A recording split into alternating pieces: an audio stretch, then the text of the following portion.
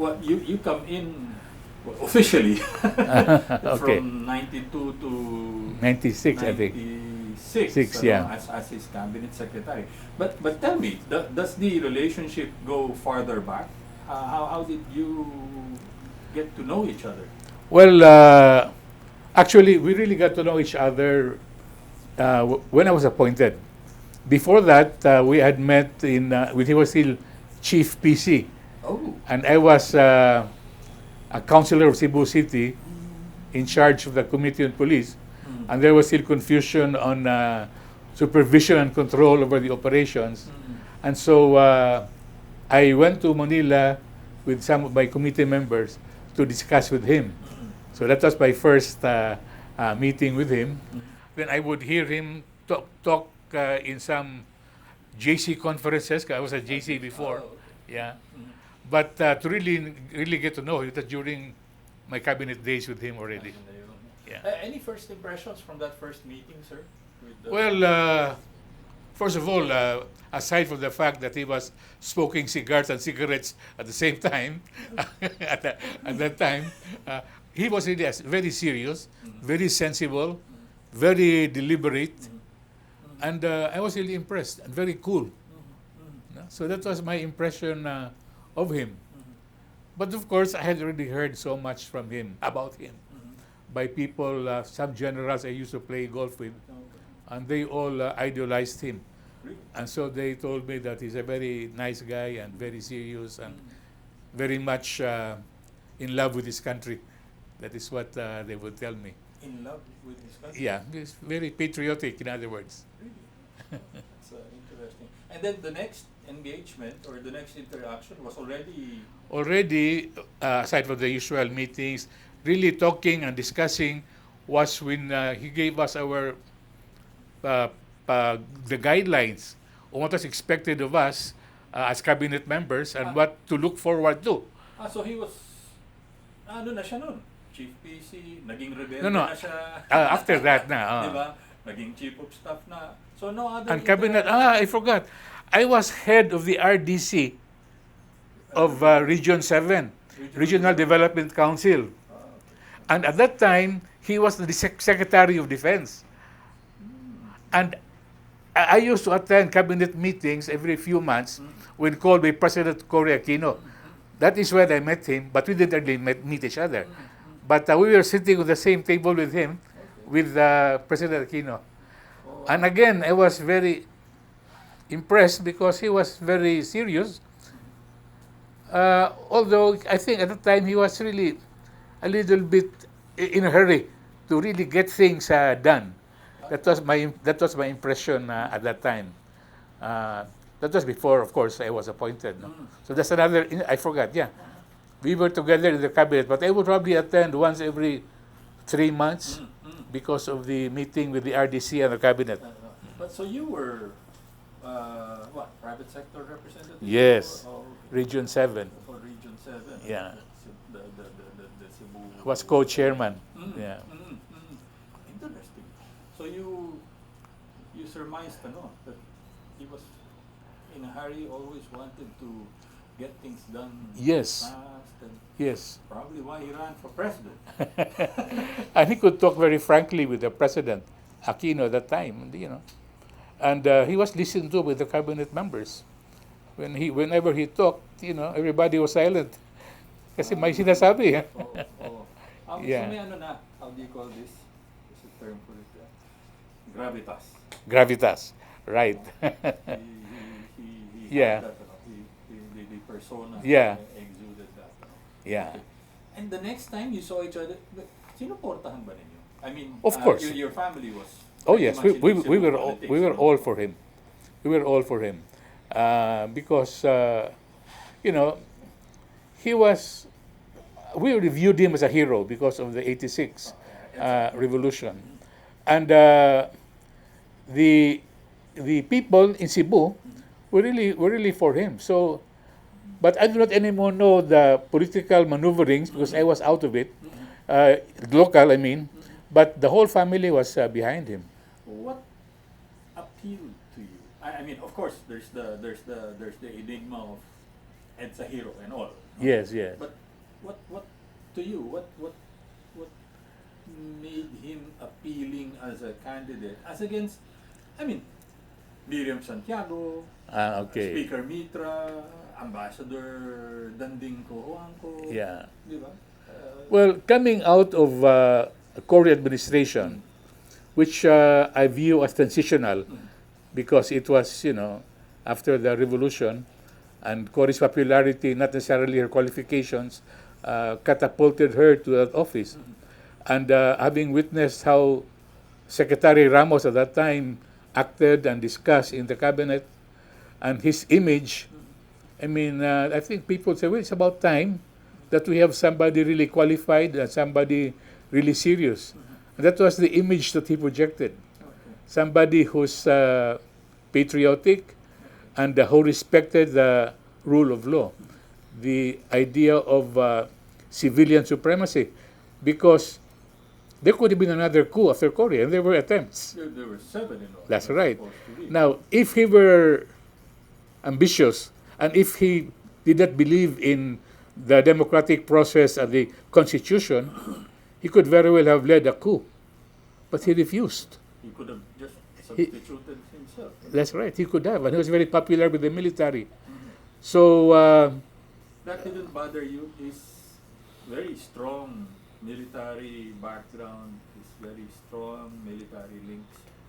well, that's the point I would like to make also, that although his training is military, but don't forget he also has an MBA from the Ateneo on civilian management.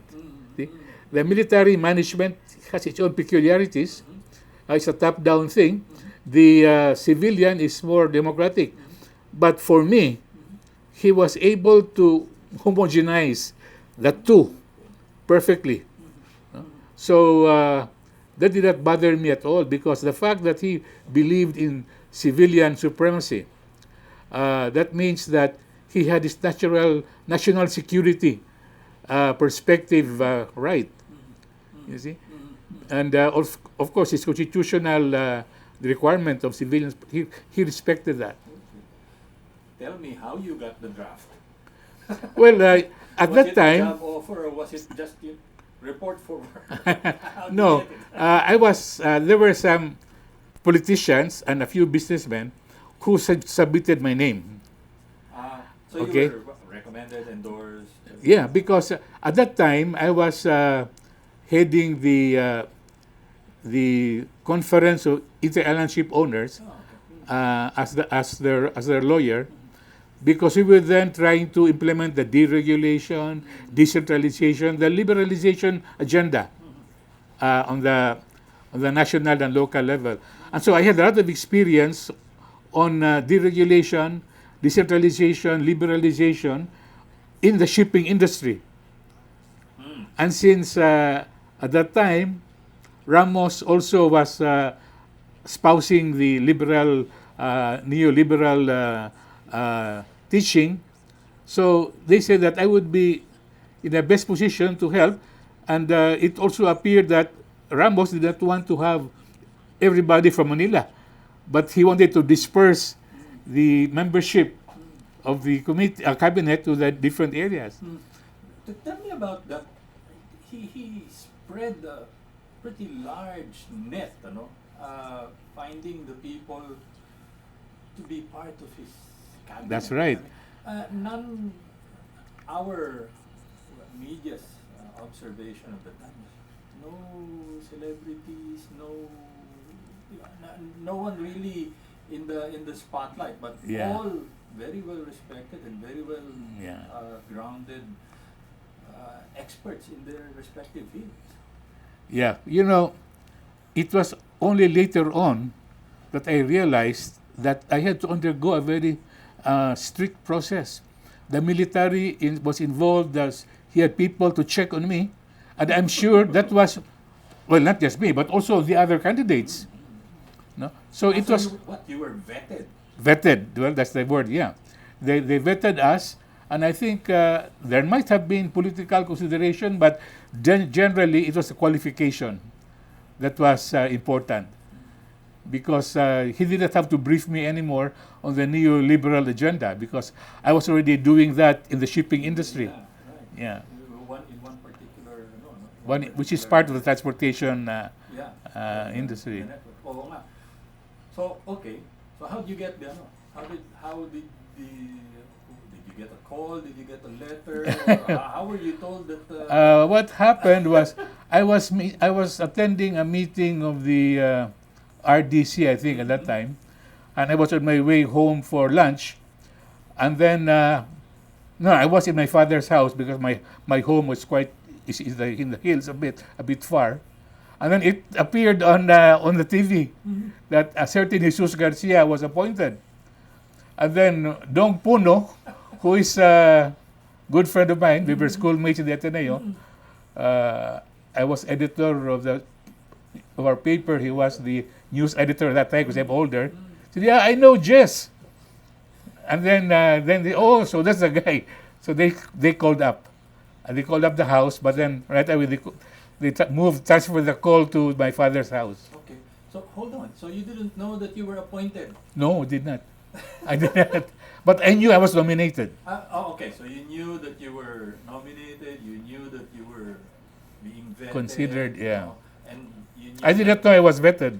Oh, you didn't know. I knew it Later only on na lang. afterwards. Okay. And then, but you knew that you were sort of in that short list that Not. I was just told to stand by. to stand by. I mean, to submit my name, and then I think I think not even a biodata because there were just so many. I wasn't really expecting much because provinciano, so I thought it would be. There were 2 or 3 guys in Manila also vying for it, as I found out later. Many of them my friends. So I didn't really know. I did not. I said, well, if it comes, it's okay.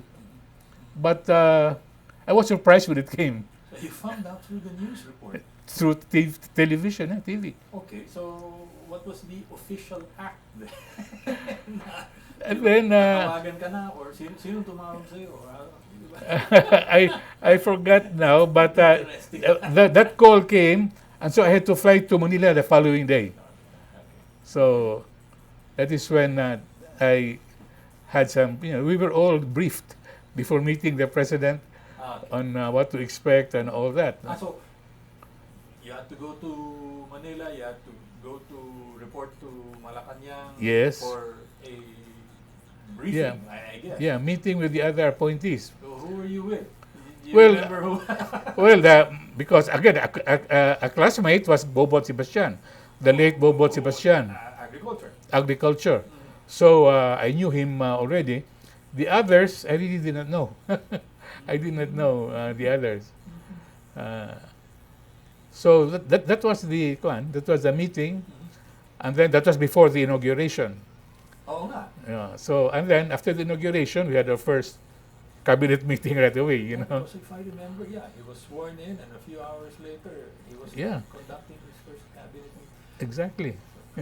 Tell me about the guidelines. What were the instructions? So you knew now that you were going to assume the post of Secretary of Transport and Communication. Uh-huh. Diba? Your particular field of expertise at the time was transportation. Yeah. What were his instructions? Well, what really stands out to me was we don't have much time. We only have 6 years. That was the thing, Well, I said, well, let's see how it is, how it would be. But then I thought that, it wouldn't be very hectic. So I said I would have a chance to go back home on weekends and maybe on some holidays. So I asked the LTO office in Cebu to give me a small place so I can hold office on weekends. Never had a chance to because on weekends we were traveling or we were meeting. Yeah, he would conduct those out of town Yeah. cabinet meetings, diba? Yeah, and then I was expecting there would be holidays from Christmas to New Year, but no. Christmas, you go home. Following day, come to Manila. 31st, you go home. On the 2nd, you go back to Manila. So it was work, and work. Oh, but that I guess was his, his as you said, nasa RDC ka pa lang siya, Secretary of Defense. Yeah. It's like he was always running. Yeah, he had that sense of urgency. I mean, I think after the martial law years and then the lethargic Cory administration, I think he must have realized that if we have to really move the country, we have to move fast. Oh. That was really the impression I got. Serious guy, cool, composed, but had a sense of urgency. And there you go. No? One of the largest stumbling blocks was just the cartels. No? Everything was controlled. Yes. Banks, telecommunications, transportation. Yes. You were starting the effort towards liberalizing and breaking it up and making it more competitive, I suppose. Yes, you know? yes. So there was a natural appeal to you. Mm-hmm.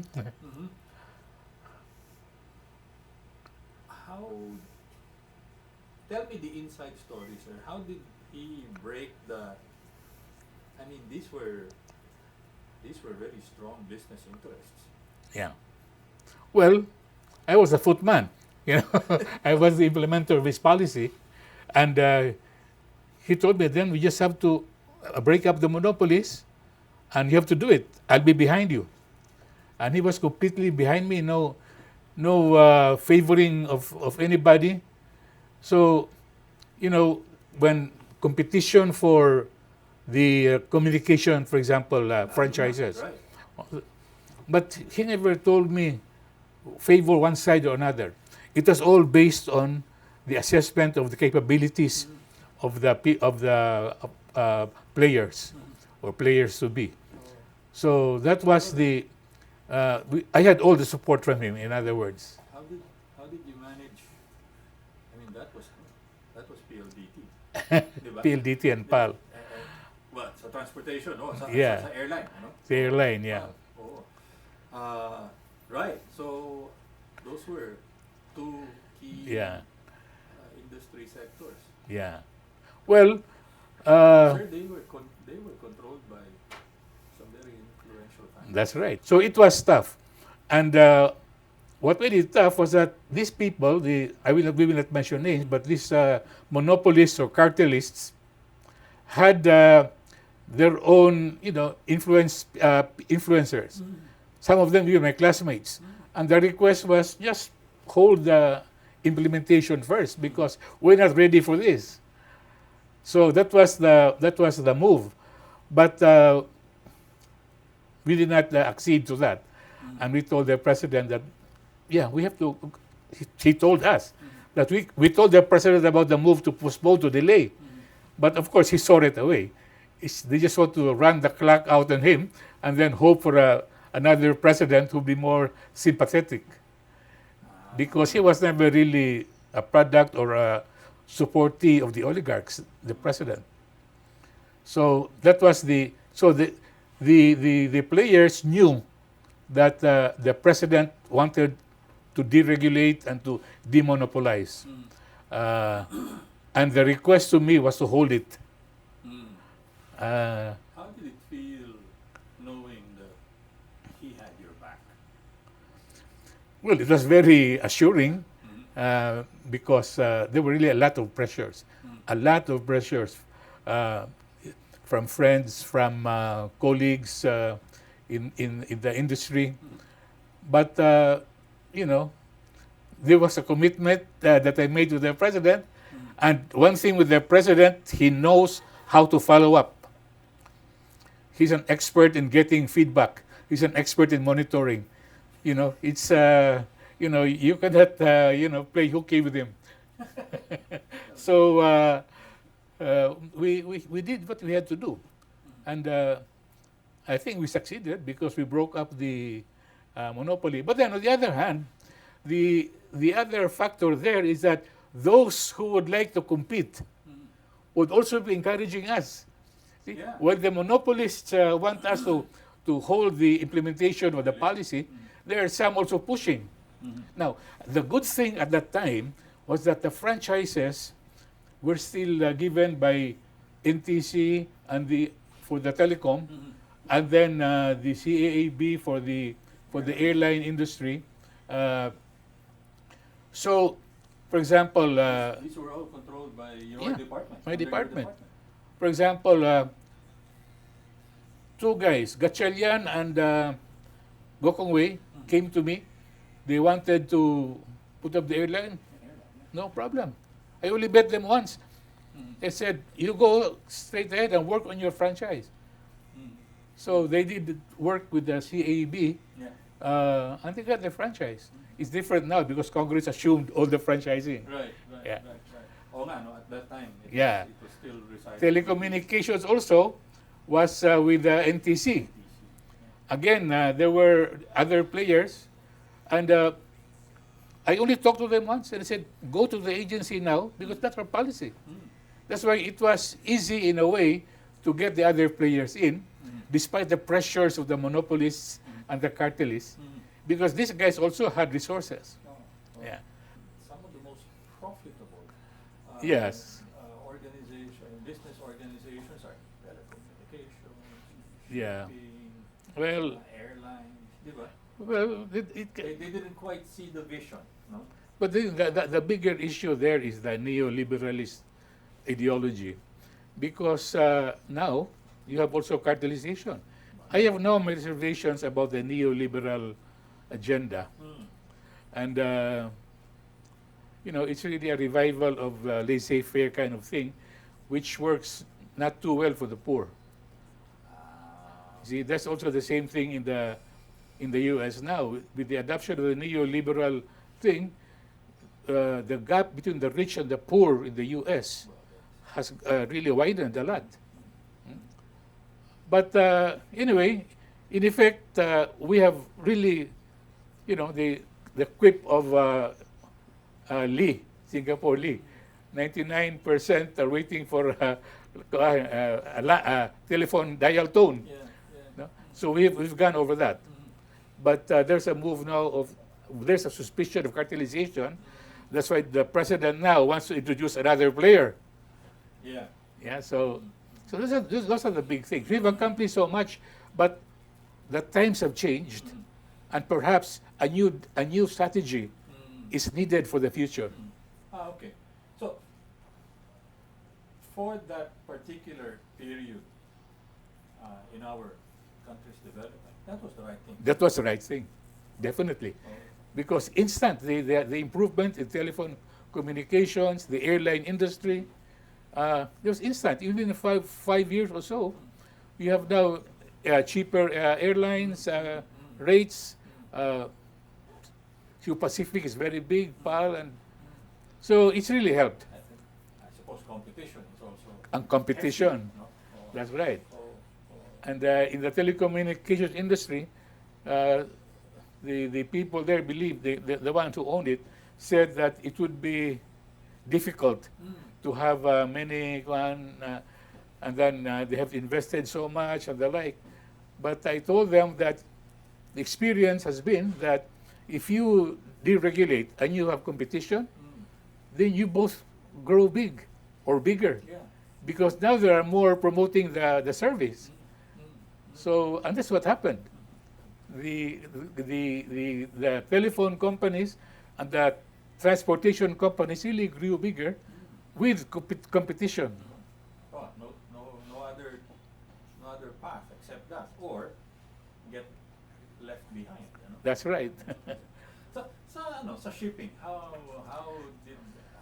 Shipping, did that is that is where I come from. No, so the shipping again, the problem of franchise. At that time, you really had to get, until now, no, but the requirements are no longer stringent.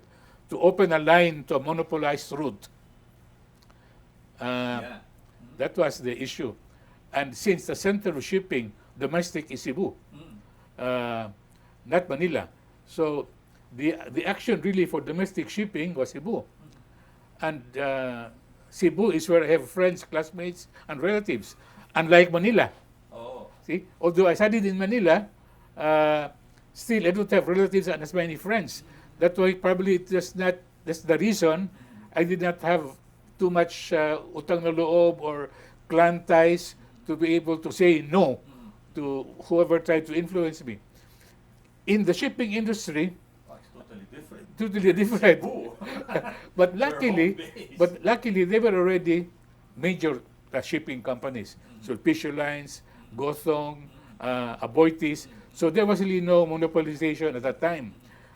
It was some small routes that were monopolized. And there were new companies wanting to enter. I will not mention anymore. I just opened it up, despite the fact that these were the guys I used to play with in grade school and high school. So same formula with the telecommunications and the airlines. But on a much smaller scale. Go apply for the franchise. Yeah. Go apply for the line. No, but the other big thing, really, which we opened up, were these ferry services between islands. Inter-island. Yeah. Inter-island, the speed, the fast track, fast crafts. So what I did, open it up. Open it up. Anybody can come in.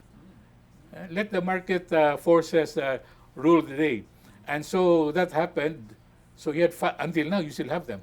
Yeah, that was the biggest part of the shipping. Not so much the major shipping lines, because they were already in competition. In fact, too much competition. They were cutting each other's throat. So, but on the speed thing, fast craft, then we opened it up.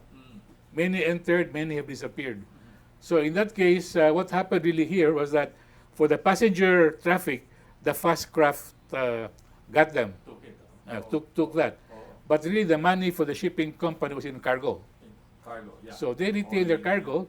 They lost their passengers, except for a few who had cargo and passenger at the same time. You know, the provincianos, they bring their sack of rice, bring to Cebu or whatever. They don't take that boat. You were on top of all of that. How did, from your perspective, how did it change the landscape, the economic landscape? Where were we anyway before when he started, and where did he bring us? When you were about Well, the economy then was, I think, the Marcos regime established the oligarchies. You know, somebody in charge of the coconut industry, somebody in charge of the sugar industry. So it was really, you know, it was a captive bureaucracy, right? And so, in a case like that, that's a clear case of decline, and that is why we were really going down because of monopolies. And then the worst part is the poor people who suffer.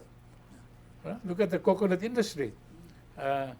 So I think when President Ramos took over, he opened up the exchange, our policy on the dollar. We were, yeah, and then of course the liberalization, and so that in effect really opened up our economy and improved immediately our economic status. So that to me was the most important. And then the opportunities now for downstream businesses, because the backbone really of a country is the small and medium scale industries. And so with more big players now, the transportation, communication, you also have a lot of downstream industries on a smaller scale that contributed to the requirements of materials, manpower, and the like. He kick-started. It was a That's right. kickstart for the economy. That's right. Because from Marcos, which was really oligarchic, very close economy, to Cory, which is just transitional, no? So to the president, that really shook things up and started us on the road to progress. Sir, you already mentioned it earlier. Let me just get a few more details about it. I mean, your position as Secretary of Transportation and Communications, ngayon magkahiwalay na nga yan, no? Pero ang ibig ko sabihin was very influential, very powerful position, and you had to you have to break up all these monopolies and Yeah. cartels. How did you survive your confirmation process? Uh, How, yeah. I mean, yeah. How were That was really terrible because the confirmation came later, and since the president was in a hurry, so I really had to start right away on the breaking up of the monopolies. So they were all agitating for my. I will not mention names because some of them have passed away, but the lobbyists. lobby.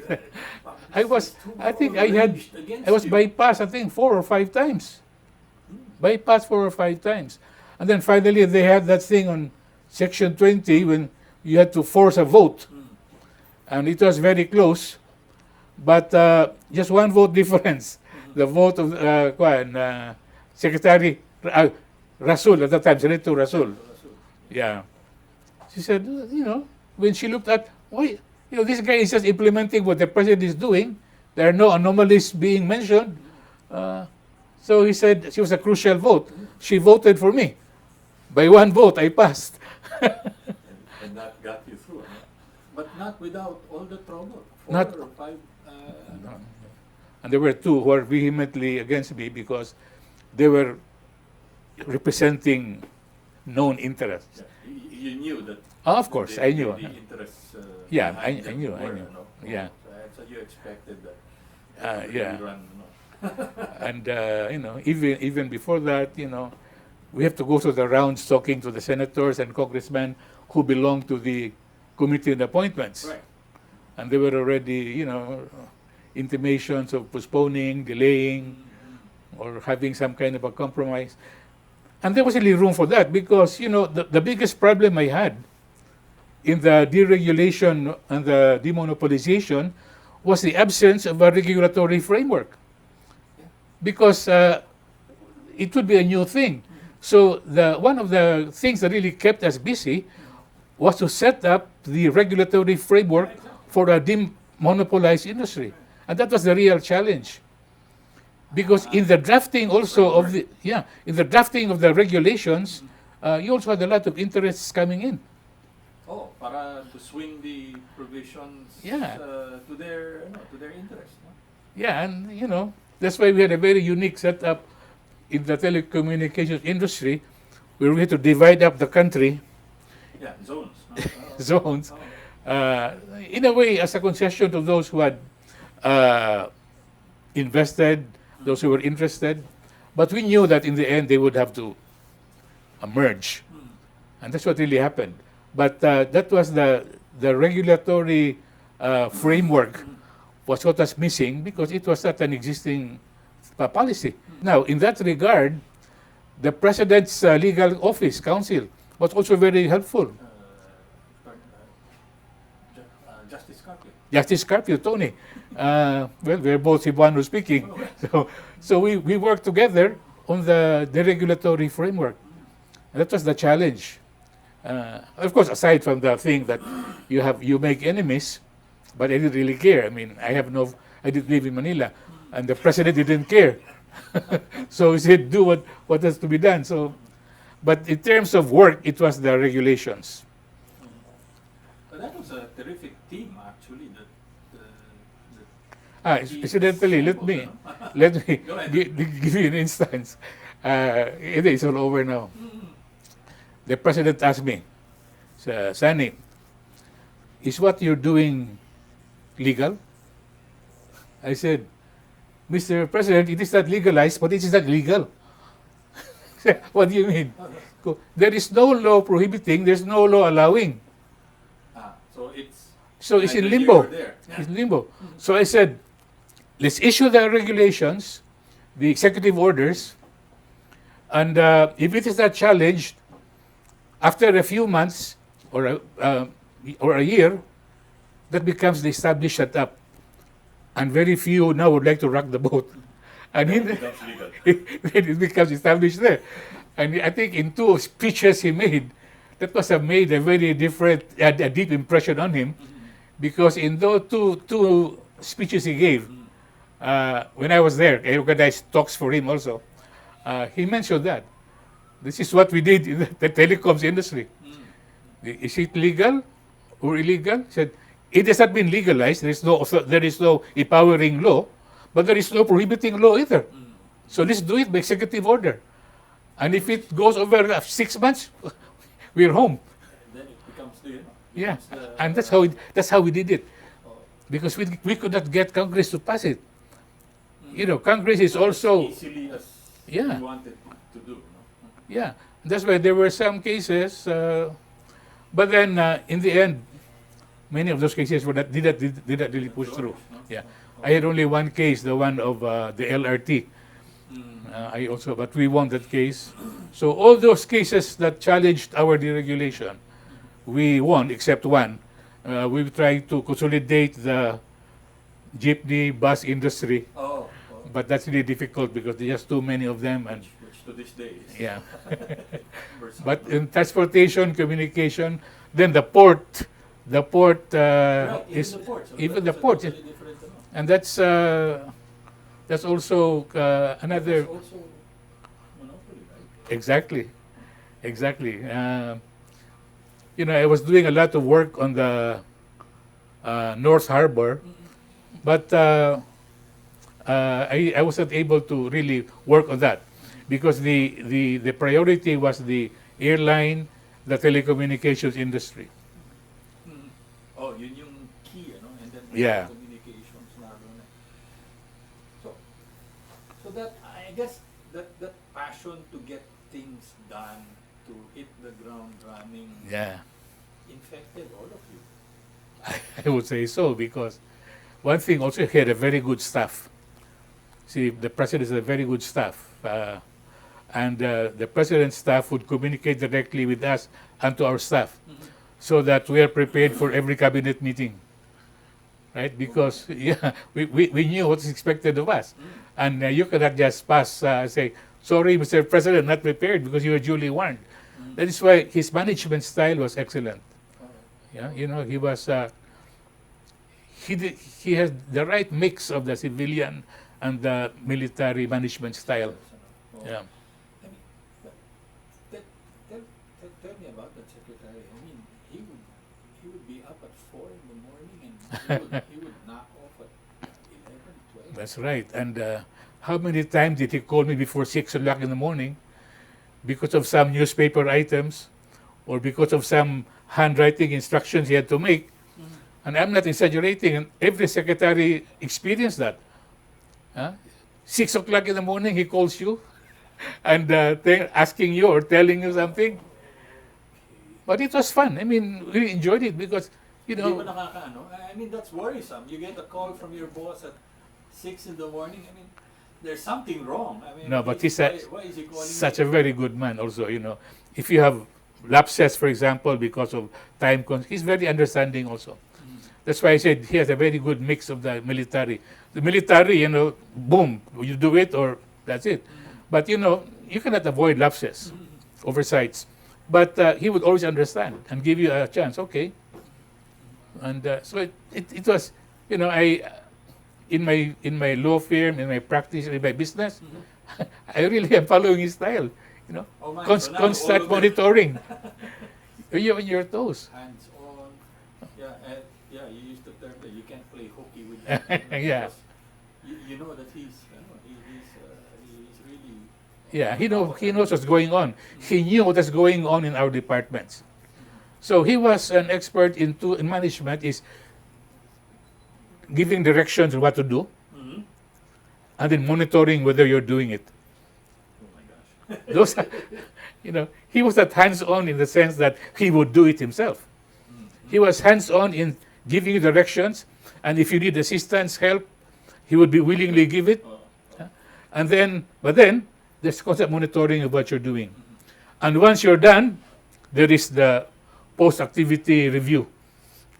Meron pang after Oh, of after course. activity. Yeah, there's always that, Sundalo.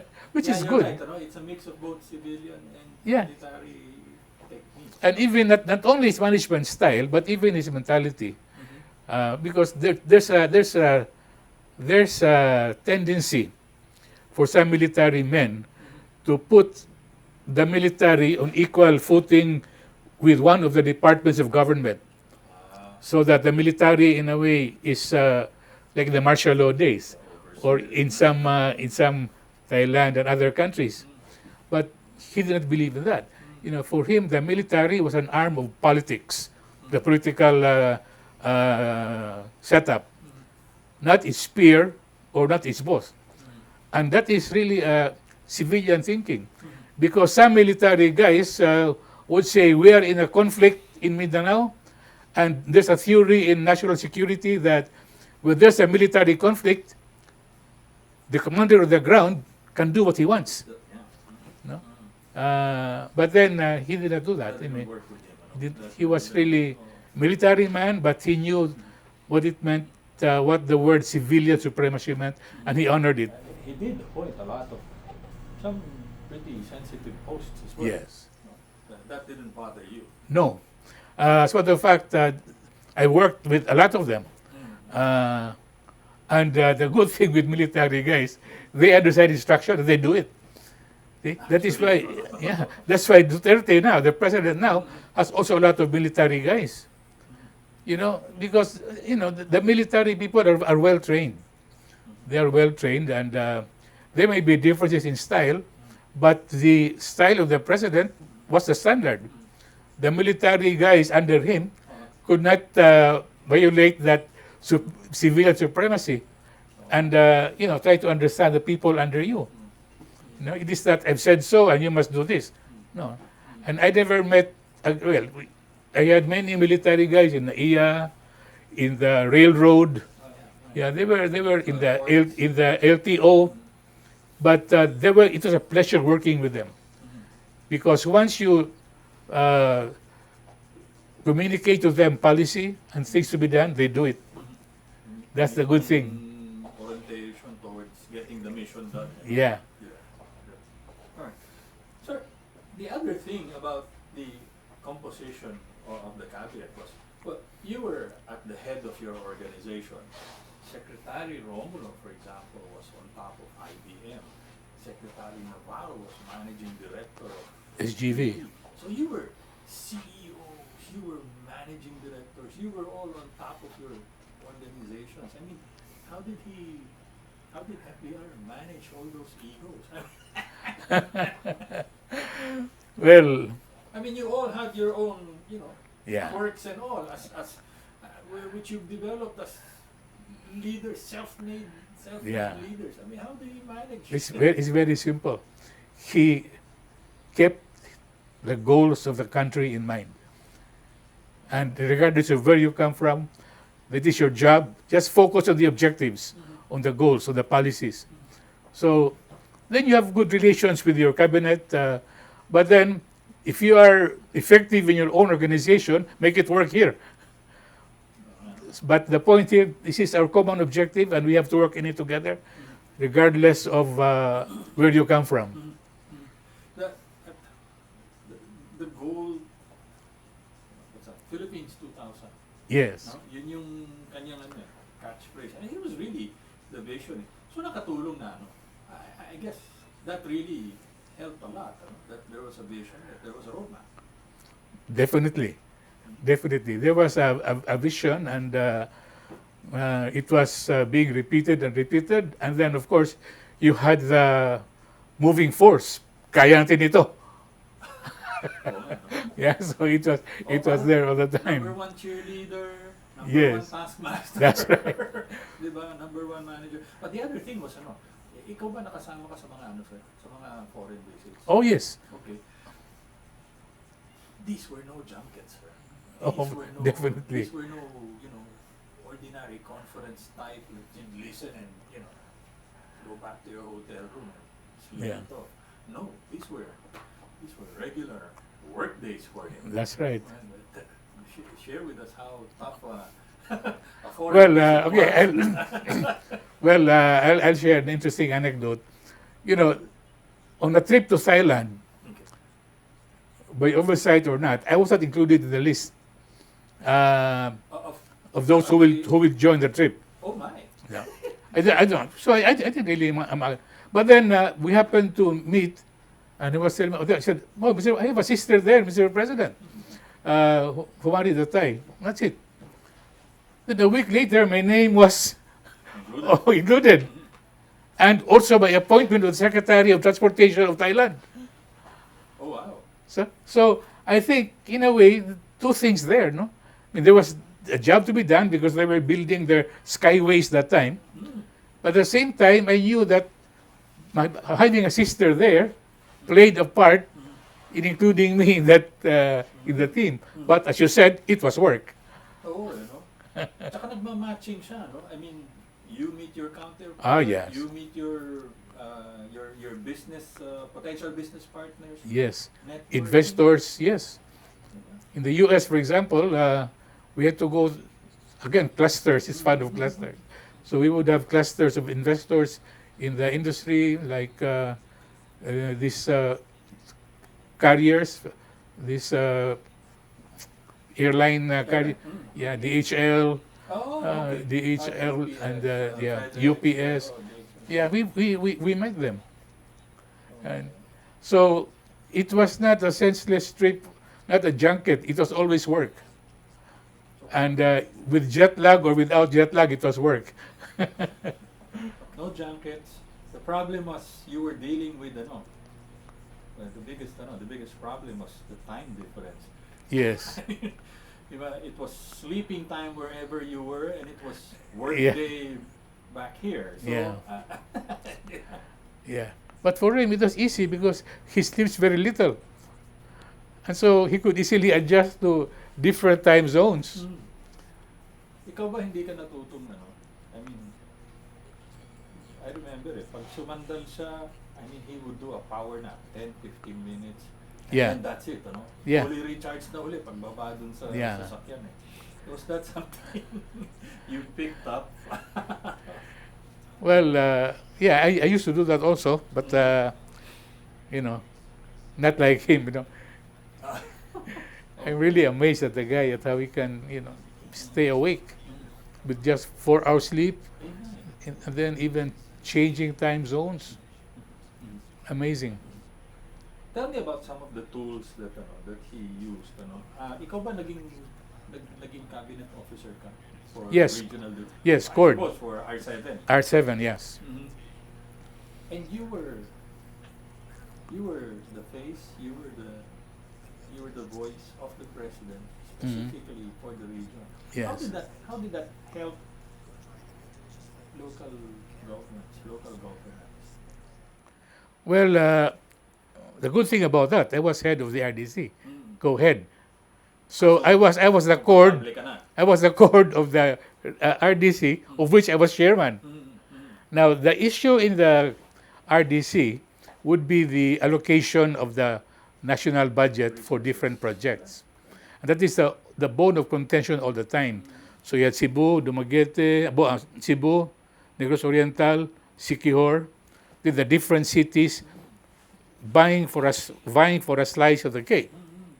So even before I was appointed secretary, we already had an allocation set up. So X% for population, X% for the land area, and other factors. So the allocation was not that difficult, right? Now, insofar as being the person, the person in charge of that, many of the guys had already shifted alliance to the president because he knew he was serious. And besides, the president didn't really care whether you are in his party or not. He was so task-oriented that, he would talk even to non-party mates. So everybody was very confident and very happy with the setup. Also because, in my case, I knew all of them already. Yeah. Pero maganda, because, I mean, replicated for all the regions. The president had a point man. Yes. For each of the regions. And that's part of the monitoring system that I was mentioning to you. And you also had this presidential assistance, which was not done before. Again, these are channels of monitoring and getting feedback and giving directions. Okay? That's why I said the president's management style, the way I see it, number one, is the giving of policy directions, directing what to do, and monitoring. These two things, that to me characterize his management style in a civilian way. So the monitoring and the knowing the situation, which is very important in military thinking, knowing the situation on the ground, that was handled by the CORD as well as by the presidential assistant, in addition to the politicians, in addition to the military, who were all reporting data to him. So in terms of what's on the ground, he had a very good grasp. Intelligence. Exactly. Very strong background in intelligence. He used That's it right. as part of Because governance. you strategize based on situation. And if you don't know the situation, you cannot have a coherent strategy. What about in LEDAC, sir? I mean, did that help you, yung legislative agency? Yeah. There were, sa LEDAC, we were there by invitation when it involved our departments. Depending on the specific Yeah. legislation. Yeah. That to me is another of his major achievements, because the LEDAC in effect is saying, look, let's transcend party lines and let's do something for the country. And you see, in legal philosophy, the emphasis, one of the emphasis, is the separation of powers. But that's only half the picture. It's got also to be the coordination of the powers. See? Because separation, you'll be separate islands without any. The LEDAC is the instrument to integrate the different departments of government. So that was a very brilliant move on his part to have the legislative and the executive, both of which are independent of each other, to really work together. Tsaka hindi no one left out, because I remember we would ambush both friendlies and oppositionists. Yes. Diba? I mean, Yeah. he would bring everyone, he would bring everyone. And, you want to be part of the national team. That's right. Come over and join. That's why, all the cabinet members I worked with, and the military guys who used to work with him, and I knew some of them, they really idolized the guy, because of his, he knew the goals, he knew how to monitor, he knew how to get things done without being brash, He was very kind. He's a very kind person. How did he resolve I mean, it was impossible not to have disagreements with your colleagues in the cabinet. How did he resolve differences among you, sa inyo? Well, another thing that he did was to cluster the different cabinet. You had the infrastructure cluster, you had the social cluster. Now, again, that's a novel thing. So that before the cabinet meeting, we would have cluster meetings.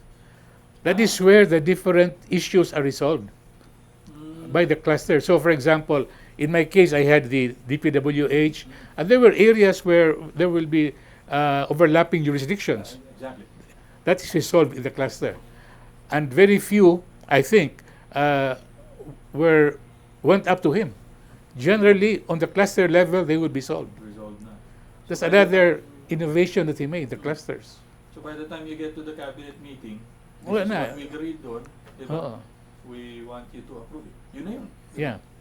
Tapos siya, approve this, approve that. But he never really gave any room for suspicion that he was promoting any interest. That's why he had always to say, solve it among yourselves. In my case, as I told you, there were many in the telecommunications industries, but he never once told me, favor this family, favor that company. No, never. On the merits. How long were you in the cabinet, sir? I was there 4 years.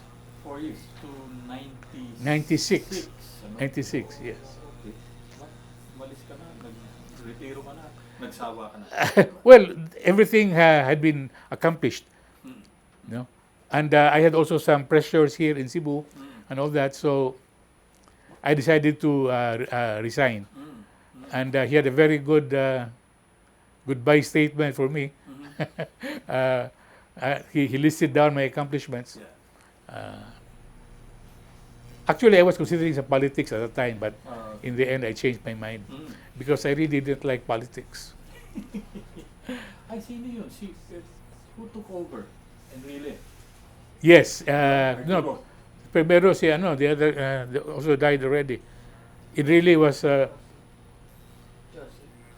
no, Josie was the last. After pa. Oh, release After me, Josie. there were three Ah, second who say very for a very brief time, like the Mayo, yeah, like right. the Mayo, Oh, like the yeah, Mayo. yeah, right, So, right. but there was nothing to deregulate anymore.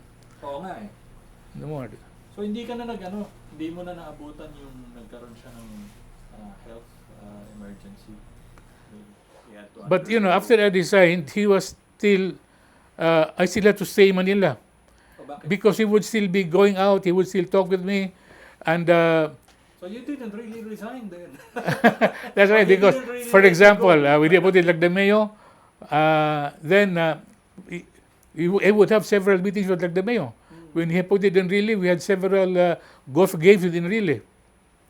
Hindi ka talaga pinakawalan. Well, until now, whenever he comes to Cebu, yeah, we are very close, and many things, you know, notes, letters that he. Yeah. But I guess there was a social cost, sir. I mean, you had to relocate. You had to spend time away from family. Yeah, but then it's okay. My kids were studying in Manila, Oh. so this not really much of a fun there. Oh, that's nice. Uh,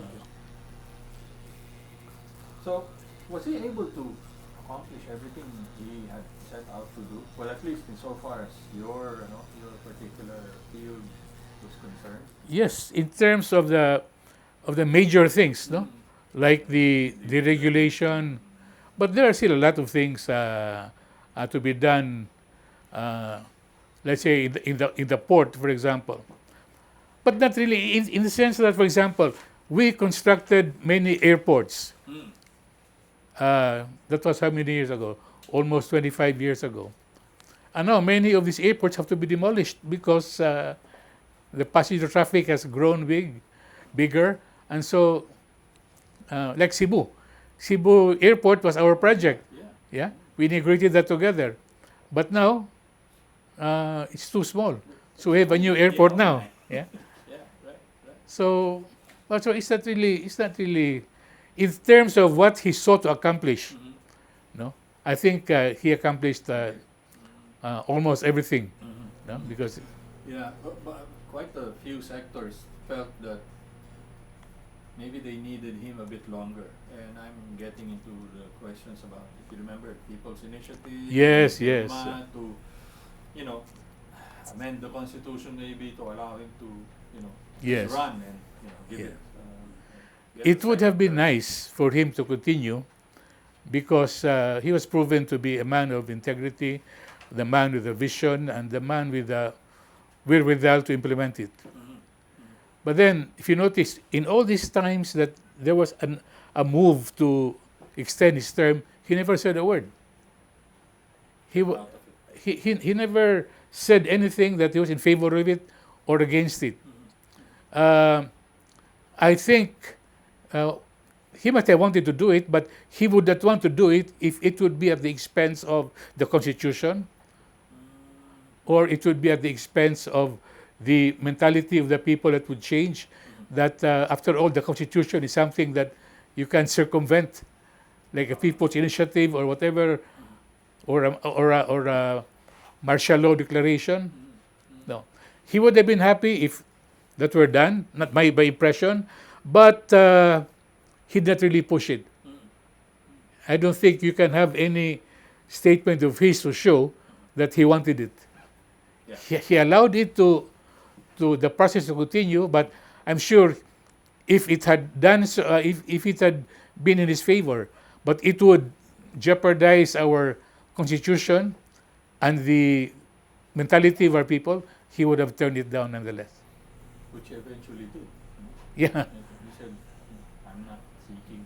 that's right. That's right. So I take it that you remained in touch? Did Oh, you yes. stayed connected over the years? I mean, what's it like when you guys meet? Well, when he comes to the Visayas area, he always calls me.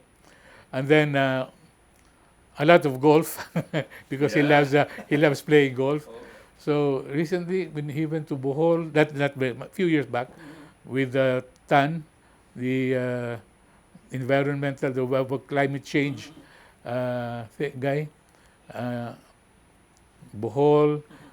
I would accompany him, and then he was on speaking engagement here, or he was en route someplace, and he would have a very short time here. We would have dinner together, and he's been to the house several times. yeah. You know, So it's developed into a close personal relationship. definitely. That's why it's not just all business with him. He's such a very warm person, despite the fact that he's very serious and very determined. Oh, tell me about that. Who is the FVR whom Sonny Garcia knows and that the public does not see? Well, I guess it is his real concern for his friends and his warmth. Uh, and for example, there was one time when my mother, who was quite active in civic activities here in Cebu, was this was early in the administration of the president. She had to go to Malacanang for a meeting there. And then when the president knew she was my mother, said, "Oh, I depend on Sunny a lot," and it's a really, and my mother was so thrilled about it. But it was very early on in the administration, so we didn't really have accomplishment at that time yet. But that again was a big lift to my mother and to me too. Yeah, so Another thing, again, there was one time when the intensity of the attack against me, because of, I will not name the interest, but he had a very good, I had an editor with a column who was attacking me all the time. But it turned out that the attack no longer was on the deregulation thing. It was an attack on my competence. No? Oh, anong magawang probinsyanong ito? No? So that was the theme. Without my knowing it, because I brief him occasionally on my, he visits us in the office and asked us to brief him. So in my briefing with him, he was at least a bit impressed. So he invited his columnists to Malacanang, dinner, just us and the staff, for me to present. And I never asked him that. It was in effect a refutation of his column, but he did not tell me that he would do that. He just told me, present what you presented to me, which was the objectives and the accomplishments. I had 15 attached agencies, and I had to have strategize everyone, and I had to have my report on what I did, the objectives and the accomplishments so far. He did that. So that, for a while mellowed down the columnist, at least a lot of the time. He still continued because he was pushing an interest. Yeah. But that was very thoughtful of him. I never asked that of him. And I guess the unsaid message there was the president was right behind you. That's right. That's right also. So if you take on, Yeah. Sonny, you're taking on me as well. That's right. That's the other side of it. But then again, I didn't expect it. So But- ito yung sinasabi mong you were confident because you knew Yes. you had your back. Yes. I'm not going to ask you anymore if there's any memory you have of your stint, but that apparently is one thing that A lot. Oh. He's a human being, and person to person, very thoughtful. Hey. That probably is something that people don't see. He thinks of you. Thoughtfulness. Yeah, he's thoughtful. But at least to me, and that's my experience.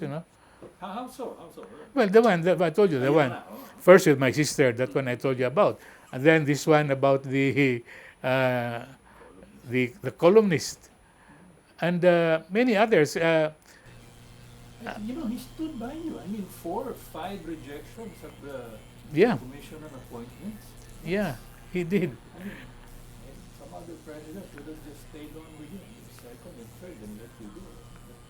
But Yeah, and then he asked somebody, executive secretary then from Surigao, Amante. Amante. I said, you go, Sonny might have a difficult time, you hold his hands. But then it was Rasul who saved the day for me. He said, this guy, what has he done? He's not done anything wrong, he's doing his job. So Rasul made a privileged speech, not a speech, but not privileged because that was part of the process. Commissioner appointment. Yeah. So, and that turned the tide in my favor. Terrific.